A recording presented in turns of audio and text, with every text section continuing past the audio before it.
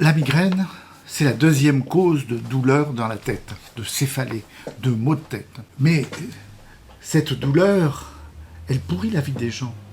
Elle est très particulière. On ne connaît pas bien le mécanisme de cette migraine et il y a des traitements qui sont un peu compliqués, qui viennent d'être un peu mis au point. Eh ben, on voit ça tout de suite.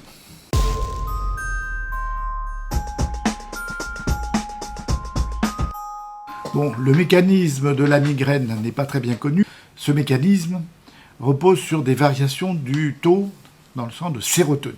Alors la sérotonine, qu'est-ce que c'est ? C'est un neuromédiateur.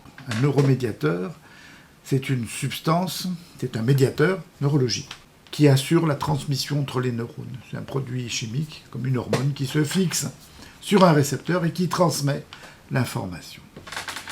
Il y a une première phase qui est une augmentation de la sérotonine, suivie d'une diminution avec vasodilatation. Il y a deux phases dans la migraine. D'où les nouveaux médicaments qui vont remplacer les effets, mimer plutôt les effets de la sérotonine. Alors, cette douleur est particulière. Elle est typiquement décrite comme je vais vous le dire.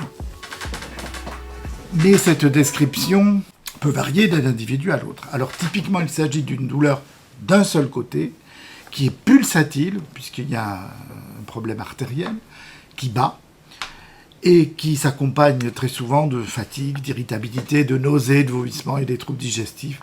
Et les gens ne peuvent pas trop bouger.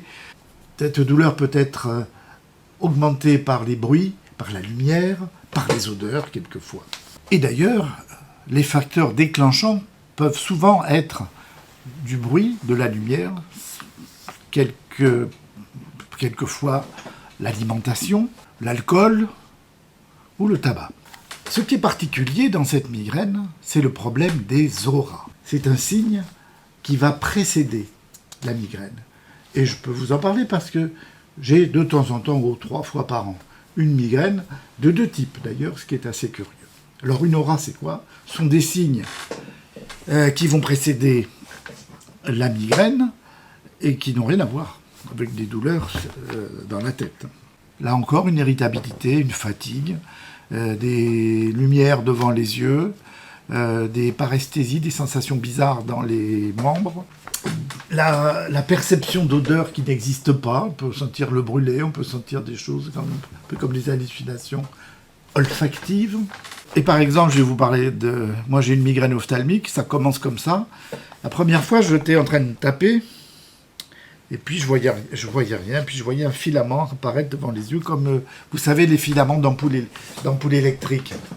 Et j'étais avec mon patron de l'époque, je lui dis, tu peux appeler le SAMU, s'il te plaît. Et il me répond, ouais, c'est pour quel malade ? Je dis, c'est pour moi. Et je lui explique ce que j'ai, que je vois un filament et que je ne vois pas au milieu. Il me dit, mais c'est une migraine ophtalmique. Il me dit, mais j'ai pas mal à la tête. Jamais j'ai été aussi content que lorsque j'ai eu mal à la tête après. Un autre type de migraine que j'ai 1 fois ou 2 par an, c'est l'engourdissement du bras gauche. Ça dure 5-10 secondes, c'est flippant au début, maintenant je sais ce que c'est. Et puis ça disparaît en 10 secondes, mais je ne sens plus rien, j'ai pas de déficit moteur. Et après, j'ai mal à la tête. Ce mal de tête va durer quelques heures, et puis après ça s'en va. Alors ça, c'est un problème aussi, la durée de la migraine, qui peut durer entre quelques heures et même plusieurs jours. Vous vous rendez compte ? Alors, dans la migraine, il y a plusieurs types de traitements. Il y a le traitement de la crise et le traitement de fond. Le traitement de la crise sont les antalgiques usuels. Paracétamol, ça ne marche pas très bien. L'aspirine, personnellement, je prends de l'aspirine, 1 gramme, ça soulage. Bon, après, il y a des effets secondaires de l'aspirine. Attention à l'estomac. Et puis, il y a les triptans.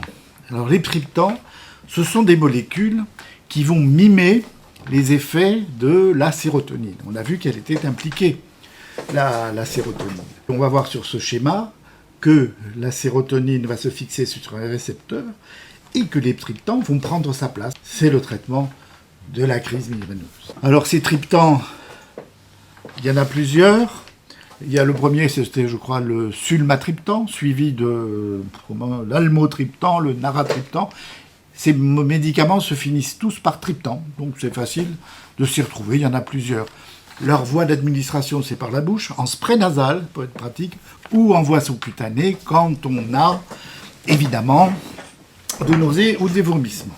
Ces médicaments ont des effets secondaires. Les effets secondaires des triptans, c'est l'hypertension artérielle. Ben oui, ça vasoconstricte, ça resserre les artères, on l'a vu. Donc, attention, ça peut donner des poussées de tension. Quand ce sont les artères du cœur, les artères coronaires qui se contractent, ça peut aggraver une insuffisance coronaire. Et on va essayer de ne pas prescrire ça chez les malades qui ont une atteinte cardiaque.